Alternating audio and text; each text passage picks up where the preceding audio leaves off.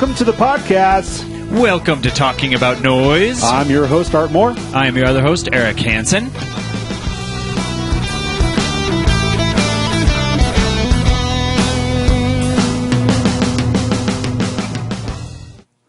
I love how you just cut it off right there. Just bleh. Sorry. Right before you start going off beat, you know, with your drums. And, yeah, there's a missed hit. I should probably go back at some time in my life and fix. But I think I'm more interested in actually writing a new intro, a new, It's tradition, man. I know. From here on out, that's going to be the intro. It may very well be. When we become internet famous. And we're doing this from, I don't know, Coachella next year. Oh, Coachella. Is that the plan? That's the plan. We're going to do it from Coachella. So, Art, what did you tell me about music festivals? What did I hear from your mouth the other day? I don't remember. You said, I do not like them. Was that what I heard? I'm old. I'm like really super old, dude. For real? You don't like music festivals? Well, I mean, I like music and I like going to concerts. But music festivals just seem like, I don't know, there's a lot of teenagers around. And Yeah, teenagers. I have a hard time with teenagers. They're rough. They seem like teenagers? They're teenagers, yeah. Yeah. So I've already decided I know what I want to be when I grow up. a teenager. I want to be a teenager when I grow up. So you always know there's that drunk guy, right, with the long hair at the front who's always dancing offbeat. He's so wasted. He probably doesn't even know what concert he's at. Still wearing the leather jacket. That's going to be me. That's going to be you. Let's see. How old am I? So I'm 36. So 30, 40, 50, 60. So 40 years from now, that's me. That's my goal in life. So sad. No, it's going to be totally awesome. So I remember a friend, one of our friends of the podcast, Steve and Joel Jensen, he took me to a concert. Mm-hmm. It was American band. What was it? Anyway, I can't think of the band. Okay, so there was this guy out front that we were talking to, and he was plastered before the show. Totally just sat there and talked to us the whole time about how wonderful life was, and how amazing the music was, and I love this lead singer, man. And I was like, that's it. That's what I'm going to be. That's my goal in life. All right. But it was a drunk guy. It was at a fair. No, not just drunk. You got to be the music follower. The drunk music follower. Yeah. Anyway, how was your week, Art? As long as you're not like one of those super old guys who's like a roadie at a live show. Who's what? A roadie at a live show. Wait, what's wrong with being a roadie? No, nothing wrong. But they just if you're super old. Okay, the guy that tied Steven Tyler's scarves up for Aerosmith. Okay, that's a hard job. Nobody could do it like that. All right, so that was his job. No one touched that. Okay, yeah, big shows is different than like working at the tiny shows, the county fair shows. How funny was that? I'm like the guy at the bar. It's like these no-name bands dancing in front of them. You rock, Play man. some Hendrix, man. Play some Hendrix. Yeah, I should totally. Oh, you suck. I want to hear Hendrix. Anyway, so this last week, I went on a business trip to Philly. Okay. I didn't do a single musical thing. Nothing. Oh, that's sad. My entire my idea about object writing, write 10 minutes every day. Right, you just didn't get around to it. Oh, I didn't even have the opportunity. Like there was just so much going on that by the time I got back, I was exhausted. And I tried this morning. It's like, hey, I'm going to sit down and write 10 minutes. Poof. I couldn't do it. Not happening. Yeah, it was nuts. It was like you miss 1 week and you're out of style already. It's tough to get back into stuff after you've been gone for a week, which is why I don't feel like I can miss a single day at the gym. Even if I just go and I just like hang out and like kind of not really do a lot, I still need to get there. We're just going to go there and hang out. Well, because I'm 7 months in now, thanks to you, of going very very consistently, and my track record is not good. Okay, so what we need to for my life, we need to go buy the Affliction T-shirts, right? And these like tight T-shirts, and just walk around the gym all day. Yeah, just walk around. Hey, bro. Yo, what's up, bro? Hey, bro. You need a spot? Yeah, we should just walk up to people. You need a spot. You need a spot, They're man. not even stuff that they're like on the treadmill. Be like, hey, you need a spot? I got you, man. You're good. Like, You're doing good. Put your hand up behind all the ladies on the treadmill. Get the creep Yeah, out that's not factor. going to get you thrown out. That's not the thing that's going to go like, all right, So you anyway, out of here. yeah, I guess listeners didn't know we're changing the podcast to a fitness podcast. Hoorah! Here we go. I hope not, because you and I do not know what we're doing as far as fitness goes. Like somebody helped us out at the gym, like figure out how to do an exercise in proper form, and we're like, oh man, Yeah, it was a bench press of all like things. a regular the thing bench that everyone press. does. Yeah. And we're like, huh, who knew you did it that way? And we had we picked up the big plates and we put them on there. He's like, no. He's like, you guys aren't ready for this. We got to downgrade you. Here's 10 pounds on each side. that was pretty funny. Let's try this for a little while. Yeah. I kind of feel like that's the way with my music. It's like, you guys, you're internet famous. You're middle of the road. Anyway, you want to hear some news? Yeah, man. Let's do some news. Let's do it. Oh, that's me.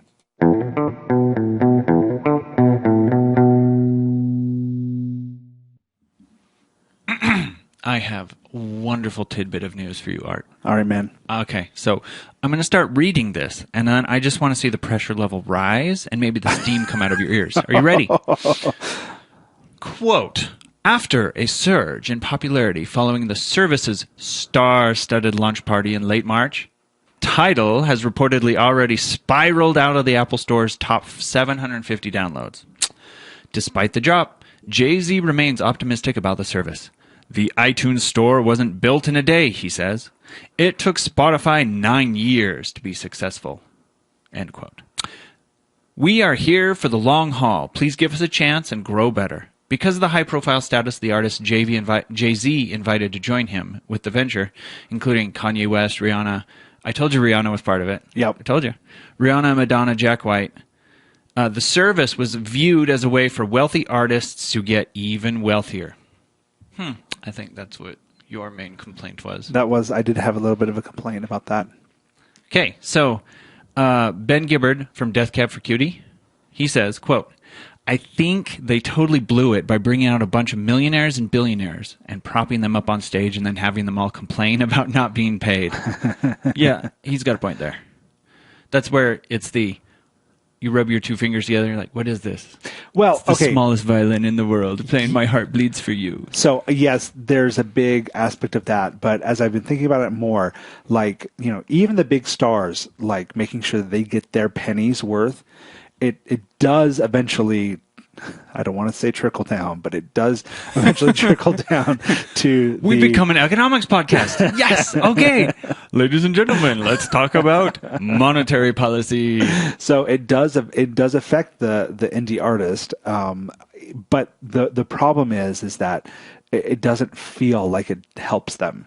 We need to create the trickle-down model of indie artist economics. No, it doesn't. There's not a trickle-down model of We indie need to make an infographic artists. that's like, this Oh is my Madonna. Madonna's music trickles down to... This has gotten ridiculous. No, that would be this is awesome.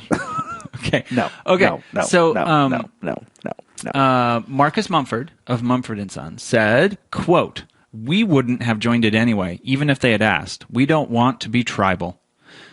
A band of our size shouldn't be complaining. And when they say it's artist-owned, it's owned by those rich, wealthy artists. So, Man. So you're not the only one who hated it. A lot of people hated it. Boy, who's the 1% now? Boom! There's always been a 1% of the music. So Jay-Z says Tidal pays 75% royalty rate to all artists, writers, and producers, not just the founding members. So there you go. And they came out with the independent aspect of it as well. They have a whole independent part of the label, and so I've been looking into that, but I don't really have enough to report right now. But we'll talk about that some more.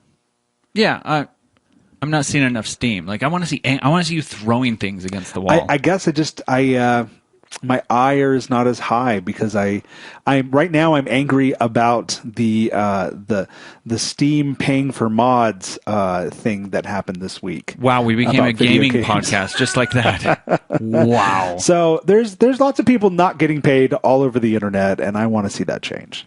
That's my thing. Exactly. Okay, so that's one news item.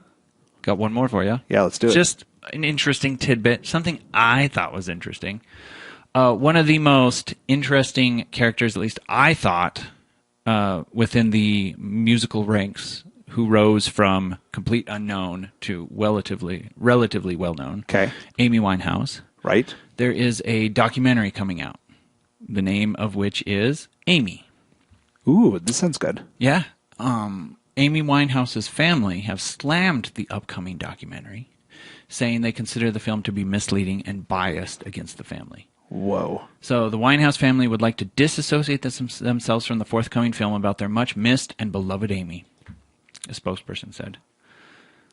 They feel that the film is a missed opportunity to celebrate her life. So she was in and out of rehab, right? She was a mess. Yeah. But at the same time, I felt like she was a pretty brilliant artist. She was a great singer. Well, she wrote her music too. I know. I mean, like, she was good. So I just find it... For some reason, the only song that comes in my head is Daddy Said Go to Rehab, and I said no, no, no. Exactly. Like, right? Like, that's the ironic song that hurts so much with her, right? It hurts so much. It hurts so good. So, I don't know. We talked last week about how documentaries can be misleading. Yeah. I wonder if this thing is just going to be totally off the mark. That would crack me up if this thing turns out to be like a complete disaster. What if it is totally on the mark? What if, like... That would be awesome. There was, like, some real problems in her family, and that really... Even more awesomer. Even more awesomer You need art. to stop saying things like that. That's terrible. It's terrible. Terrible. That's terrible. Okay, well, I've got some news. If you're interested, you got some more stuff, or... No, that's it. What do you got for me? I think it's interesting, like, ProTools 12 has come out, and it is a subscription model. And oh, yeah, I saw that. I think that's very interesting. Eric and I have both been using Reaper for, like, forever. And I just have been very happy with Reaper. But Pro Tools, like, is now a subscription model. So you pay per month or per year, and you get access to whatever the newest version of Pro Tools is. It's very much like the Adobe model or the Microsoft model of software now, where it's subscription. You everyone pay for it. Yeah, everyone wants to go that because businesses don't like the one and done model because you have to keep coming out with new products. Subscription model not means just businesses; it's the software companies really profit from that as well. You know, I would like to announce I'm forming a subscription model for my website. Eric is awesome. Nobody cares. I know, right? So, but if you and the Pro Tools 12 as it's come out has not really introduced a whole lot of new features, and I think people are frustrated by that a little bit. I feel like Pro Tools 11 just came out at the same time, right? How many new features are you really going to have? Like, what has been done so thoroughly. What else are you going to add? I don't know, and that's probably what Avid is like, kind of looking at, saying, "Okay, guys, what do we do next?" Yeah, right. Like, what else can we offer you? Like, you want the computer to dance for you? What do you want, people? Well, that and their planned obsolescence model is not very fun either. If you run a Mac that's old enough, you're not going to be able to upgrade to the newest Pro Tools. That is a fancy word. Planned obsolescence. Once again, thank you for our economics advisor, Art. So I think it's interesting that there's lots of options out there, but one of the options that has just released their new version 12 is FL Studio, and I've heard lots of good things about it. I'm hoping to do a review of the demo and tell you guys whether or not you should consider switching to it. So I played with FL Studio. FL Studio was what grew out of Fruity Loops, if you remember Fruity Loops, which is why it's FL. FL Studio is fantastic for building MIDI collaborations, like for arranging your MIDI stuff. And if you're going to be a MIDI-based artist, FL Studio is one of the ways to go. Yeah. In my opinion, it's superior to Reaper in that regard. Yeah, Reaper has a lot to want for their MIDI. It's not very super great. Yeah. I mean, it's okay. It's functional. I'm able to do anything I need to with it, but there's a lot of things I would like to do a little bit differently. Right. You're not a MIDI person, though. I do a lot of MIDI work. Whatever. You're not a MIDI person. No. I don't know how to respond to that. I think you're hilarious. It's like, you're not a... So there's, I'm interested. The pricing for FL Studio, I think, is very competitive. If you get the full version with all the plugins, and that's me. I want everything, right? Right now, it's $737. Whoa! Yes, What? It can be pretty expensive. Holy cow! So they have two other versions: the Studio Signature and the Producer Edition. And I'd probably go for one of these. The Signature Edition is $300, and the Producer Edition is $199. So both that's very competitive with Cubase and Sonar, and definitely competitive with Pro Tools, especially if you're looking for something. If you're looking to get out of Pro Tools, which I seem to be on all the forums. Like I'm on the Pro Tools forum on Facebook, and every other post is like, okay, what should I switch to now that I don't want to do all the stuff that Pro Tools is making me do? Exactly. How do I make this happen? A subscription model in our world, like in the production and mixing engineer world, just seems like a horrible idea. I could see why they want to do it from a business perspective, but from a consumer perspective, I'd be jumping ship as soon as possible. My biggest issue is like I have run into too many issues where my activation has died for some weird reason, and I can't get it back up and running. Native Instruments is the worst. Native Instruments really has a hard time with this. I have Battery, the drum. Battery 3 or Battery 4? Battery 3. The drum synth, and it constantly is like, you don't have a proper authorization. Yeah. And then you have to send them an email, be like, hey, I switched computers, it died again, they'll send you a new one, you update it. Like, it's really obnoxious. I stopped using it. Yeah, and then that's the problem with that kind of software is like it really does do that. And Pro Tools requires the use of an iLock, which annoys me to no end. I hate that stuff. A piece of hardware that can also break. Oh my gosh. I helped a friend out, a friend of the podcast actually. I helped him out and rebuilt his computer for him, like the software side of it, not the hardware. We just like did a backup, blew it away, put all the stuff back and reinstalled everything from scratch. And I was like paranoid by the iLock. It's like, don't break this iLock, because if you do, nothing will work. Yeah, And so, how much is Reaper again? It's like what? Reaper is $60. $60 for the whole thing. For a single use or small business license. If you're going to make over $20,000 a year using Reaper, then they have a separate license that's $250. Okay. So I guess I would be... You'd be the single use. Single use. Depending on how your album does. Oh, it's doing horrible. But I've not looked at my website for a week and a half. Like, I'm supposed to upgrade it and get it live. Yeah. And I haven't done anything on This is on Bandzoogle? Bandzoogle. Yeah. So I'm hoping maybe next podcast after that, I'll give like a full review of Bandzoogle, because so far it's an awesome service. Yeah, I went and checked out your not live yet website and reading your... your history, your bio. Oh, did you read that? It's not ready yet. I know it's not ready, but oh man, it's funny. Sacrilegious and funny. Let's just say that, like in all the best ways. Oh my gosh! But it was just, I'm going to get in so much trouble for that. I love the images you have on there. I love that, like it really does feel like you're a full band, and there are different. I just want to see more pictures of like the all the twins, that are you, right, in the pictures. Because maybe we should do that. We should do a full photo series of me like mimicking other band photos, but I'm in every position. You're in every position, yeah. Because that really, let's do it, Art. For some reason, I think that's very cool. Let's do it. You're a photographer, right? I'll be your photographer. You're my photo grabber. Yeah. So my wife was like, I'm going to go take photos. I'm doing, like, today is my photography day, right? It's like, oh, are you going to go photobombing? She's like, what do you? Yeah, I guess so. I'm going to go photobombing. That's awesome, man. You should take my brother. He likes to photobomb too. And she's like, really? I was like, oh, he loves photobombing. And so she didn't pick up on it quite like I wanted her to, and incorporate the word incorrectly. But I used it incorrectly for the rest of the day, where I was like, "Hey, are you guys going photobombing?" Yeah, we're going. We're going to go take some pictures. Oh, photobombing is so much fun. What does photobombing mean? It's like, well, you're just like, it's photography, but you're like doing it like hardcore, and you're really into it. Real photo stuff. These are real. You're such a jerk. Oh, yeah. Okay. I'll go photobombing.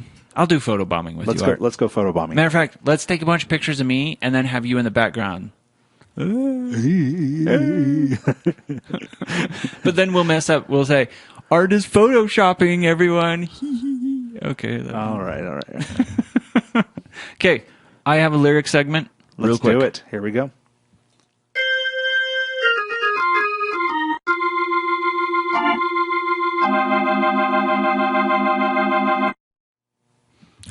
Okay, real quick, the lyric corner.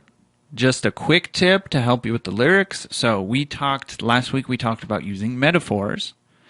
This week we're just going to real quick talk about playing in keys.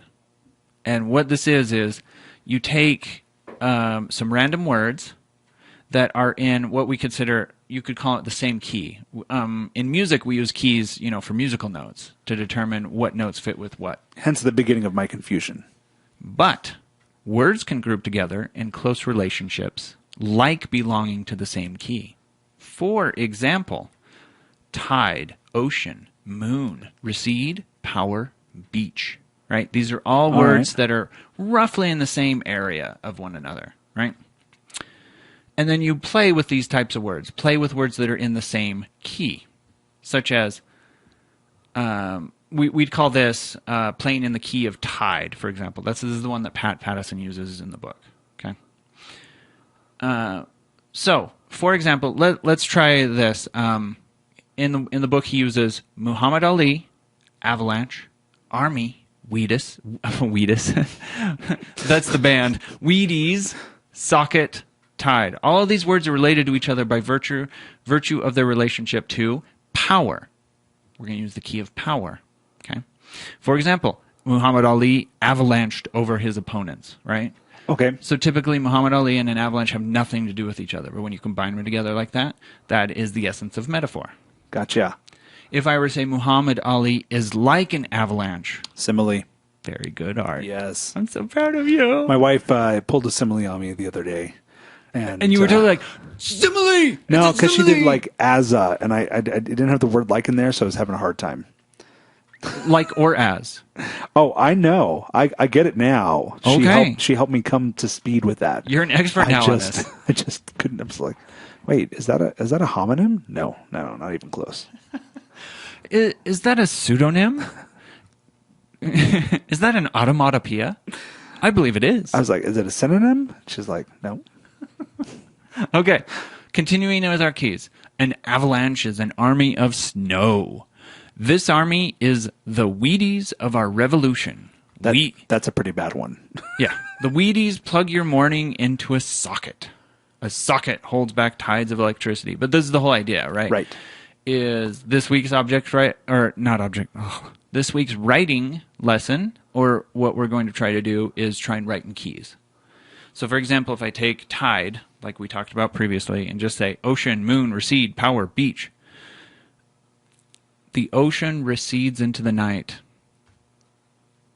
I just made that up on the spot. So just take, after we do our object writing, right, just take 1 or 2 minutes, try to write 4 sentences in a certain key. Okay. That sounds it. interesting. That's all we're going to do. All right. That is your lyric corner tip of the week. May the force be with you.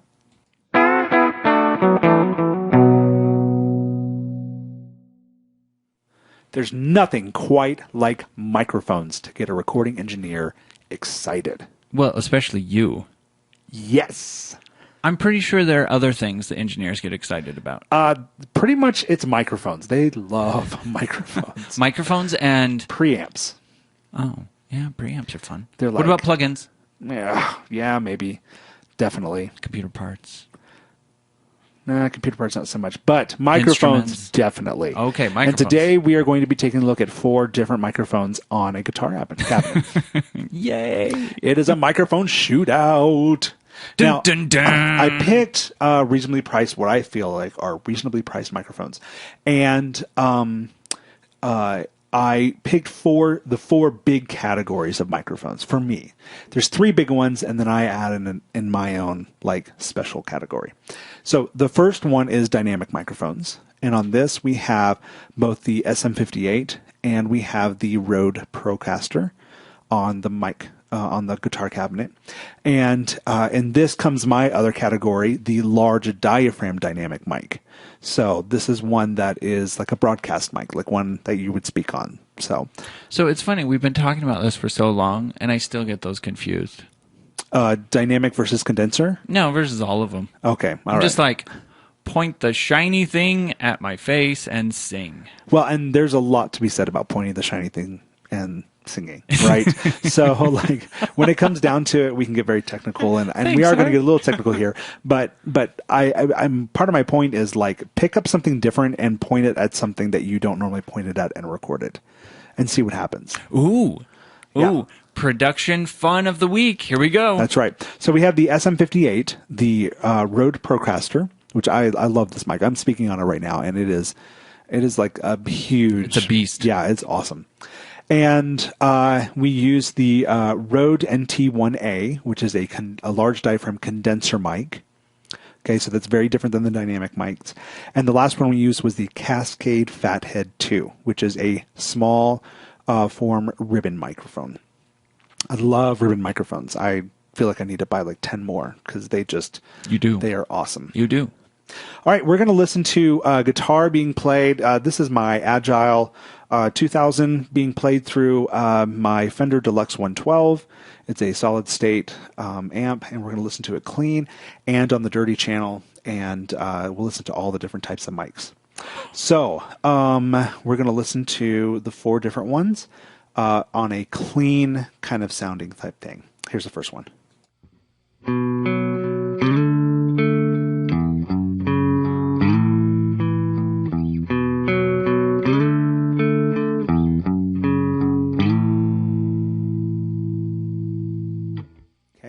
That was the SM58 on that one. Oh, okay. Here is I the have next one of those. That's right. Most people do.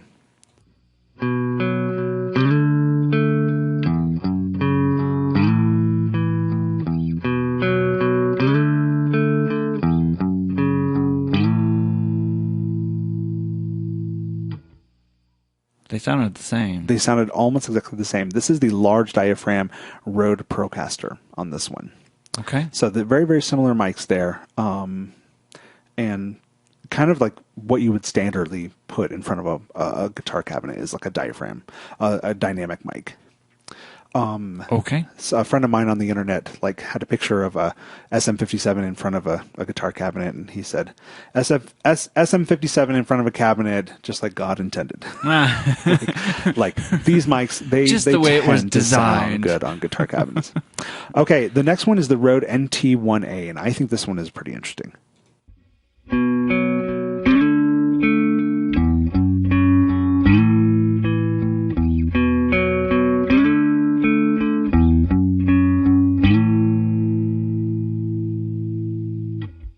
Yeah, that's not good. I'm going to do a correction on that. That's actually the Cascade Fathead 2. Oh, Clean.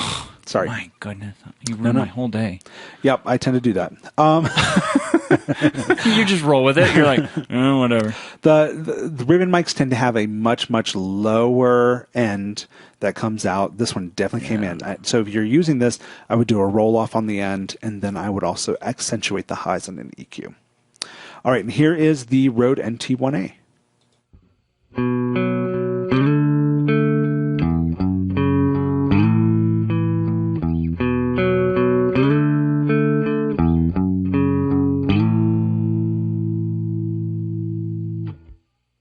Yeah, it sounds like the Shure SM58 or the Procaster work better. The Rode NT1A is a good vocal mic. Yep. I didn't like it as much on guitar. And I would agree with you there. If I was going to throw one up there, I'd probably throw the Procaster or the SM58 or 57 up there. But the interesting thing here is that using a condenser on here does have a slightly different voicing to it. So if you already have 2 or 3 guitar tracks, instead of throwing up the dynamic, if you want to get a slightly different tone and have it cut through in a different way, throwing a condenser up there may be exactly what you need. Ooh, look at you. So it's another tone for you to start playing with.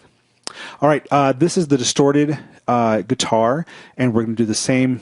Well, we'll do the order that I was hoping to do it in the first time. So SM58, Procaster, NT1A, and then the Fathead, the ribbon mic at the end. Here we go.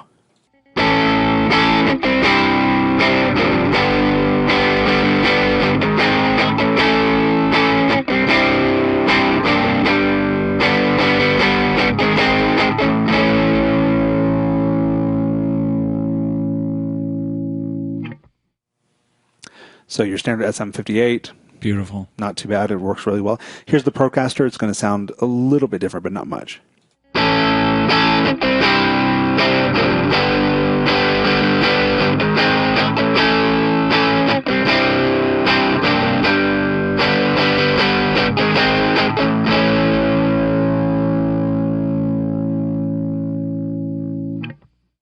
Actually sounded quite a bit different. Yeah, it was a little tighter for me, and it wasn't as boomy on the low end. I don't know. I like that sound, but Okay. I love this mic, so it's not right. Okay, this is the NT1A.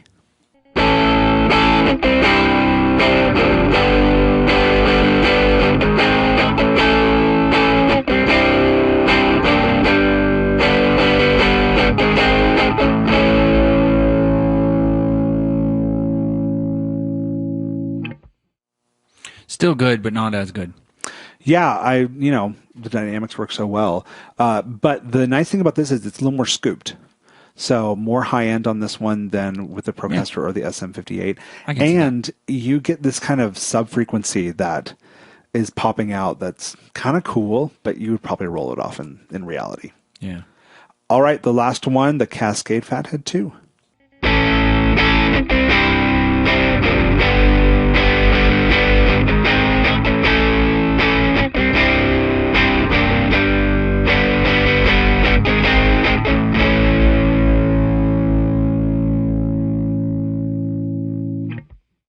Yeah, that's true. You only use this if you're looking for a unique sound to cut through. Yeah. Otherwise, don't. Or use it as the main one and use the dynamic for another sound somewhere else. It depends on the sound you're going for. Like I love the sound because I love the ribbon mics because they sound so different than the other mics I use, and so I like to pull it out and use it when I need to. Yeah, the that's a good place point. I use ribbon mics most often are when I have a female vocalist in who has a really kind of rush or harsh high end on their voice. And so I'll pull this out and it just kind of smooths out those high ends and makes everything just better. So Yeah. Okay. anyway, Cool. yeah, microphone shootout.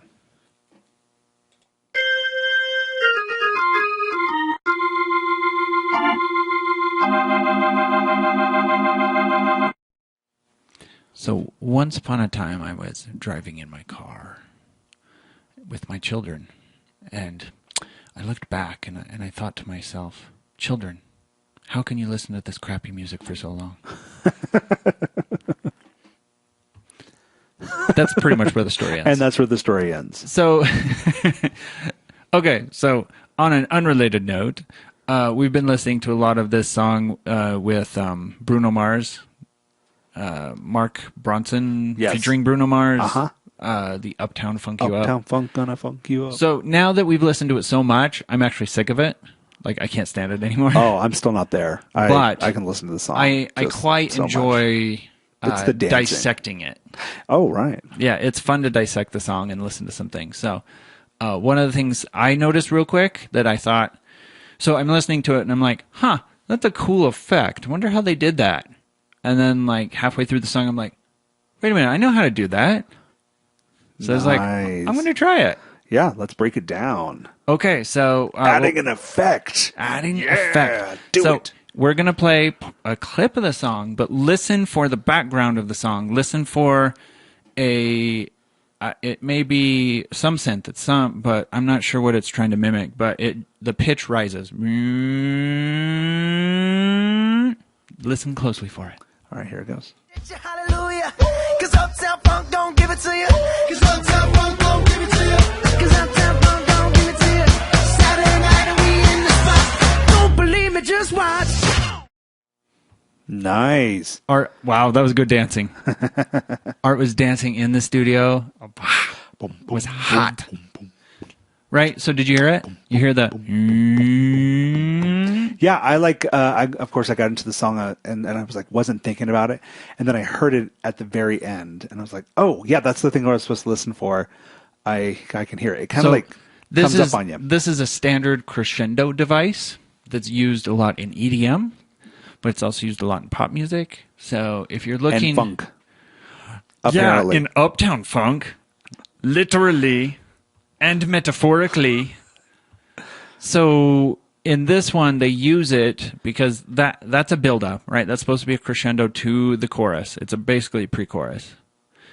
And it's a little boring if you were to take that out. What the rising pitch does, it tells your brain that we are climbing up, right? We're heading up towards something that's a little more exciting, right? It's kind of a little trick. And so I was like, okay, let's play with a synth. Here's how you do it. Get any synth, okay? Almost every synth I have in my catalog of awesome synths on my computer has the ability to do a pitch tool, right? It's just a knob. So the one I was using was... crap, I don't even remember what it was. I'll have to think about it. Alchemy, I think it was called. Anyway, it's got a pitch tool, okay? And all you do is you automate the pitch tool to increase. That's it. So let's play it. Here we go.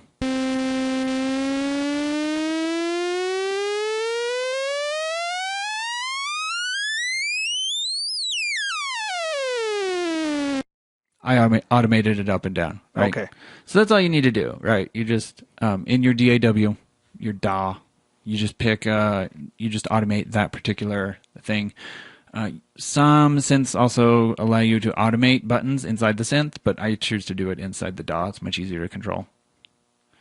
Yeah, I kind of like that too. And all you do is just increase the pitch. That's it. It's fairly simple. Nice, yeah. And then you probably can't hear it, but at the very end, right before they go into the chorus, they use one of the most standard techniques, which is a reverse cymbal crash. Nice. So what happens if we had both of them? Let's do it.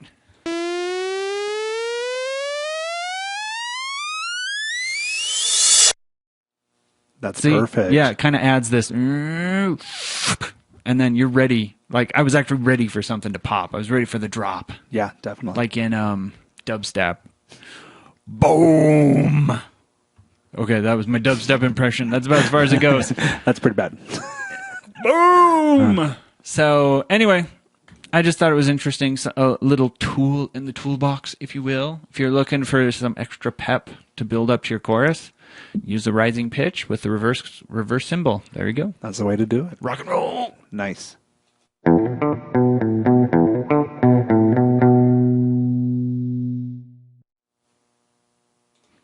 All right, we've reached that time again. It's the end of the podcast. It's the end of the podcast. Listeners, we are so excited to be able to come into your head every week. And let me let you know. And mess with your head every week.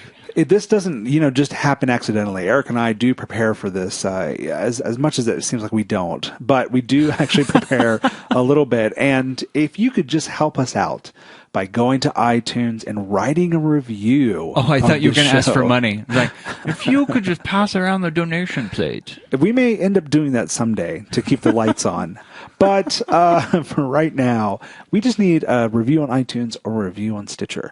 We're trying to increase our listenership, and only through word of mouth can we do that effectively. Yeah. So, in other words, be cool. Yeah, if you're listening to this, you kind of like owe it to yourself to share it with somebody. We're going to create like the Salesforce. It's like, you need to go out and do this. Listen, if everyone just gets 3 people underneath them, okay. There we go. We got a pyramid scheme. And then if those 3 people give it to 3 other people, see, everyone reaps the rewards, right? And those at the top of the talking about noise pyramid scheme will have the most musical reward. So go out and share this with 3 other people. Go write those names down right now. I'm sure you know 10 people right now. I bet you can know give it 10 to. people that you could tell. Go write that down to go right listen to now, this and then podcast. you go give this podcast. Not give it to them literally, but metaphorically. I don't know how you would give it to them literally. Oh my goodness. Especially when there are people out there that still don't even know what a podcast is. Yeah, there's a lot, right? Like it's becoming one of the major media formats of all time. Oh yeah, I'm in my business. We're at a business gathering. We're having dinner, and people are like, "What do you do?" And I go, "I have a podcast." They're like, "Oh, podcast." What's a podcast? Do you work with heavy machinery? Like What? I know. I was like, That's so weird. no, no. podcast. No, it's Do you know what a like radio. And I had to that's, explain. like, way I was better. like, it's radio that's recorded. You can listen to on your iPod. Oh, that exists? I didn't know that. Like I Yeah. had like 5 people tell me that. It was the weirdest thing. Yeah. I'm subscribed to like over 100 podcasts. Yeah, I'm subscribed to so many. There's no way I can get through them all the week. But I figure if people listen to us once a month, right? That's good. Hey. 1 podcast a month. If you're listening to 1 podcast a month, then you kind of you owed it to yourself. Just share it with somebody. Share the love. Write a review on iTunes. That's what we need. All right, time for picks of the week. Okay, so I'm going not so indie, Ooh. but my favorite band is coming out with a new album here shortly. All right. Muse. Ooh, that's a good band. And I did not care for their last album, but this one looks like it's going to be good. Oh, okay. Have you heard any, have they released anything? Yeah. No, they just have. released a song from the album Oh, cool. like 2 weeks ago. All right. So I've been listening to it, and I'm like, oh, this sounds like the Muse I know and love. The last one that I really got into was Resistance, I think. So I need to. That was an amazing album. That was such. We went to that concert. to so support good. that. It was such a good concert. Yeah. And then, so I don't know the name of their new song. Actually, I feel horrible. I should look that up. Well, But we'll anyway, put it in the. We'll put it in the show. We'll notes. put a sample. Insert sample clip here. So, Muse. I love Muse. Awesome. My pick of the week is the Maddox Brothers. And mainly because I've been listening to them all day and I haven't decided whether I like them or not. So I decided to go ahead and throw them in there. They've got kind of a hip hop drum thing going on and some acoustic guitar, and they kind of, I'm not sure if I like them or not. So are you saying by the end of next week, our next pick of the week will be, I would like to rescind my suggestion? That could definitely happen, where I'm just like, I do not like the Maddox Brothers anymore. Please, Right, and then the week after that, you'd be like, no, I changed my mind. I love them. I recommend them again. That's right. Yeah. Okay. Okay, I Cool. want to leave you with one little thought. Okay. As we leave here. Stephen Hawking was asked about Whoa. the we're a physics podcast now. about the leaving of what's his name from One Direction. Are you for real? This is for realsies. Okay. And he said, I would just suggest to all those young women out there who are concerned about this that they should really study physics and they should study science. Because according to, the multiple universe theory, there is a very good chance that in one of those universes, they are still together. That's a good point. And if they had a grasp on that, instead of following One Direction wouldn't even be popular. So in another multiverse, another universe somewhere, One Direction doesn't even exist. Now that gives me hope. Yes. I love... So for all of us. Oh, I'm so happy now. I just think it's interesting. And that's our podcast. All right. Have a great week. Talk to you later.